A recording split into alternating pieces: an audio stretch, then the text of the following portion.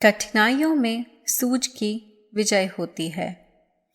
उमरखेड़ में शराब के नशे में चूर एक अफसर ने अपने अधीनस्थ एक युवती कर्मचारी के घर जाकर बलात्कार करने का दुष्प्रयत्न किया, लेकिन युवती ने अपनी सूझ से न केवल इज्जत बचा ली वरन आगे के लिए भी एक तरह से निश्चिंतता प्राप्त कर ली। कहते हैं विपत्ति आती है तो बुद्धि और धैर्य दोनों साथ छोड़ जाते हैं। इससे कठिनाई तो कम होती नहीं, उससे संघर्ष की शक्ति भी नष्ट हो जाती है और बचाव के जो थोड़े बहुत उपाय शेष रहते हैं वह भी निरर्थक चले जाते हैं।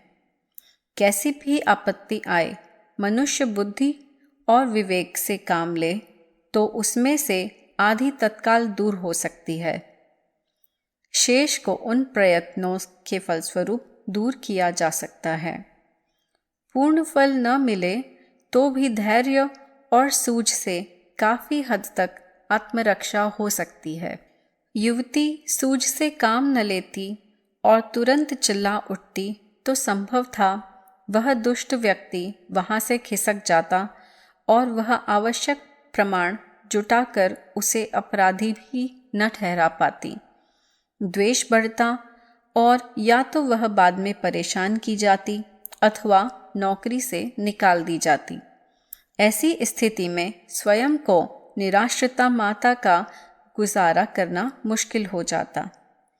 दरवाजा खोल देने का अर्थ था सतीत्व का सर्वनाश, बेइज्जती और पुरुष के दुस्साहस के आगे नारी के शील और सतीत्व का आत्मसमर्पण। तात्पर्य यह है कि सब तरफ अंधेरा ही अंधेरा।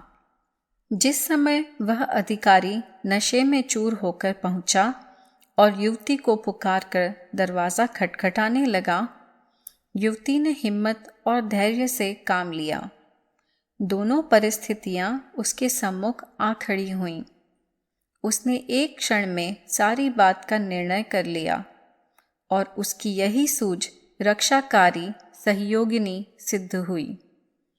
वह चुपचाप छत पर चढ़ गई और पड़ोसी बहन के घर से उतरकर सीधे उस अधिकारी के घर जा पहुंची। घर में उसके पत्नी बच्चे मौजूद थे। उसने पत्नी को सारी बात समझाई और अपने साथ ले आई। ठीक पहले रास्ते से दोनों सकुशल घर आ गईं। अब कोई चिंता न रही। अधिकारी महोदय तब तक दरवाजे पर दस्तक दे रहे थे और तोड़ देने की धमकी दे रहे थे। उस बहन ने बत्ती जला दी और चुपचाप दरवाजा। अधिकारी ने जैसे ही अंदर प्रवेश किया कि साक्षात काली जैसी मुद्रा में उसकी पत्नी खड़ी दिखाई दी। पत्नी को सामने पाकर उसका सारा नशा ठंडा पड़ गया। बताते हैं कि वे इतना घबरा गए कि एकदम पीछे भागे और दरवाजे से बाहर आते ही औंधे मुंह जमीन पर गिर पड़े। बाद में उसकी पत्नी उसे उठवाकर घर ले गई। आसपास के लोगों को पता चला तो उन्होंने इस युवती की सूझ की बड़ी प्रशंसा की। साथ ही ऐसी व्यवस्था भी बना दी जिससे यदि भविष्य में उस पर कोई आपत्ति आए तो पड़ोसी उसका सहयोग दे सकें। कदाचित वह इतनी समझ और हिम्मत से काम न लेती तो कोई बड़ी दुर्घटना घटती, जैसा कि अनेकों बार देखने में आता है। कैसी भी कठिन परिस्थिति क्यों न आए, मनुष्य को ठीक इस लड़की की तरह एक बार थोड़ा विचार अवश्य कर लेना चाहिए। संतुलित बुद्धि से सोचने पर बड़ी बड़ी समस्याएं दूर हो जाती हैं, जबकि घबराने से सुलझी परिस्थिति भी उलझ जाती है। सच्चा भाई जिसने अपरिचित बहनों की इज्जत बचाई। गंभीर रूप से घायल युवक महाप्रयाण करने ही वाला था। जितनी सांसें आ रही थीं, सभी को अंतिम होने का संदेह था। फिर उसने एक बार शरीर की संपूर्ण शेष चेतना को एकत्रित किया और वार करने वाले गुंडों के नाम बताने में सफल हुआ। इसके पश्चात वह महान आत्मा इस नश्वर देह में से निकलकर उस लोक की ओर चली गई जहाँ नेकी का बदला हत्या के रूप में नहीं मिलता। मरने वाले युवक का नाम श्री चिरंजीव सेन था। घटना सिलचर नामक स्थान में कई वर्ष पूर्व घटित हुई थी। श्री चिरंजीव सेन स्थानीय कॉलेज के भूतपूर्व छात्र थे। श्रावणी पूर्णिमा विशेषतः कन्याओं के सम्मान का पर्व होता है। इस दिन सभी का सोया भ्रातृत्व जाग उठता है और वे कन्या मात्र को अपनी बहन समझकर उनके सम्मान तथा गौरव की रक्षा का व्रत लेते हैं। इसी पवित्र दिवस को 2 युवतियां अपने घर जा रही थीं। बीच में रास्ता कुछ निर्जन सा हुआ तो कुछ गुंडों ने उन्हें घेर लिया। वे सहायता के लिए चिल्लाईं। सौभाग्य से उधर से ही गुजरते हुए श्री चिरंजीव के कानों में वह पुकार सुनाई पड़ी। वे तुरंत घटनास्थल पर पहुंचे और उक्त दोनों युवतियों को उन गुंडों के चंगुल से छुड़ाने का प्रयत्न करने लगे।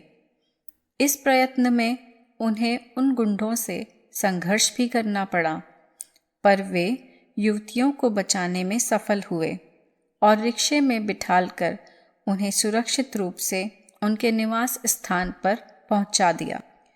युवतियों तथा उनके घर वालों ने इस कार्य के लिए बहुत बहुत धन्यवाद, आभार, कृतज्ञता तथा आशीर्वाद दिए, किंतु सद्गुणों तथा सत्प्रवृत्तियों के धनी चिरंजीव ने जो उत्तर दिया उससे हृदय गदगद हो जाता है। वे बोले, इसमें आभार मानने या धन्यवाद देने की क्या बात है? क्या ये मेरी अपनी बहन नहीं? हम सब एक परम पिता की संतानें हैं।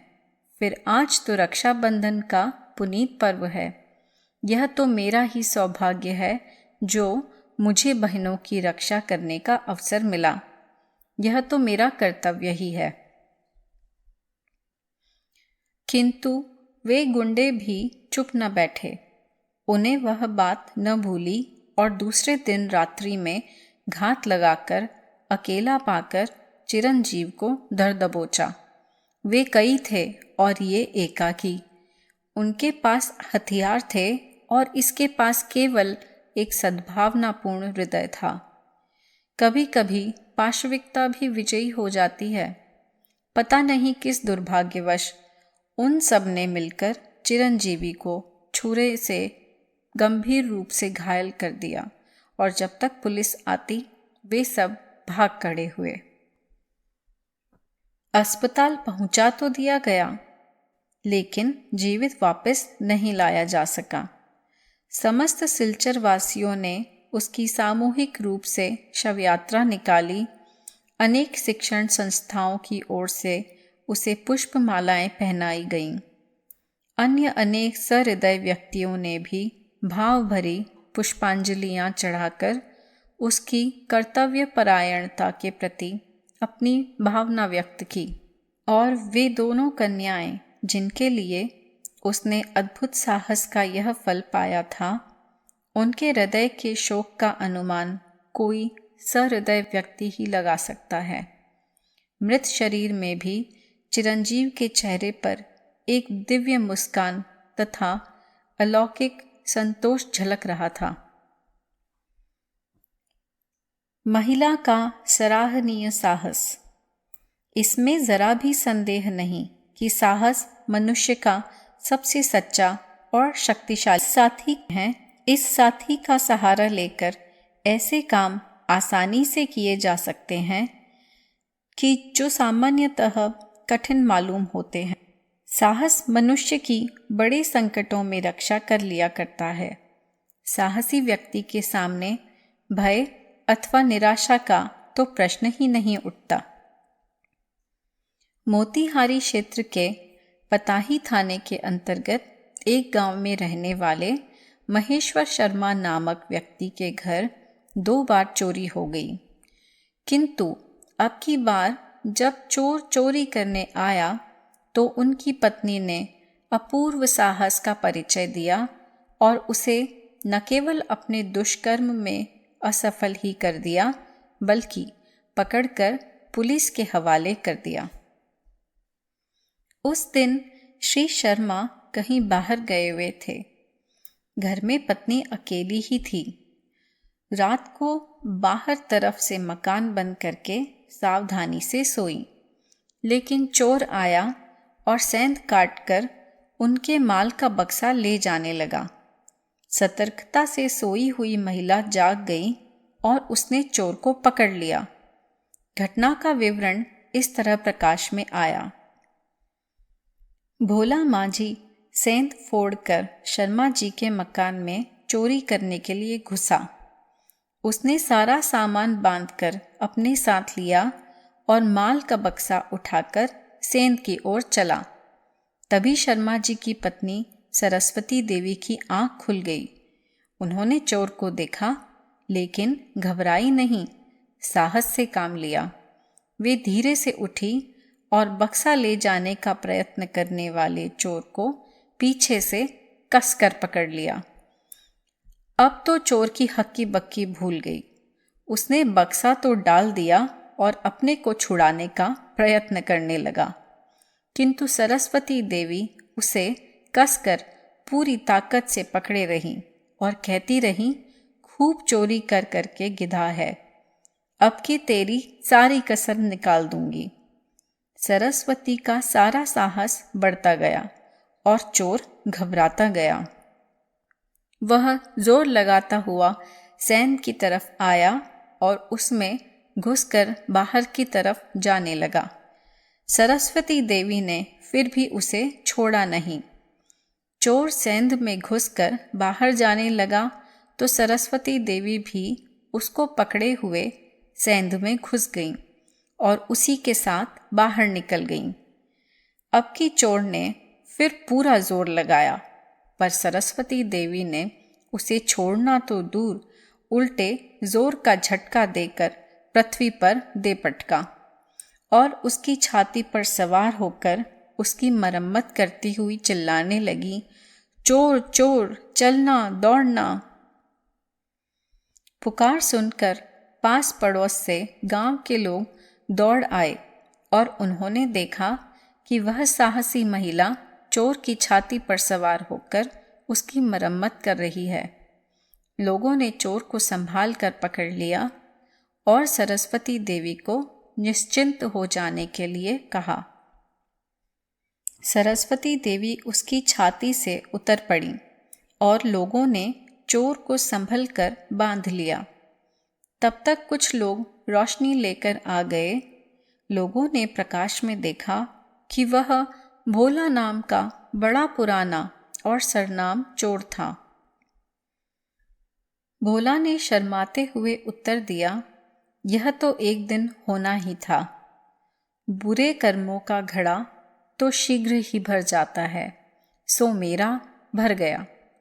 लेकिन आश्चर्य यह है कि अच्छे अच्छे मर्द मेरा सामना करने से घबराते थे, सो आज एक स्त्री ने मुझे पकड़कर मेरा साहस पस्त कर दिया है। लोगों का यह कहना सही है कि पाप मनुष्य को निर्बल और साहसहीन बना देता है। बातें होती रहीं और लोगों ने उसे अच्छी तरह बांधकर थाने जाकर पुलिस को सौंप दिया। इस प्रकार एक महिला के साहस ने क्षेत्र का एक बड़ा संकट टाल दिया। लोगों ने श्रीमती सरस्वती देवी की इस साहस के लिए बड़ी सराहना करी।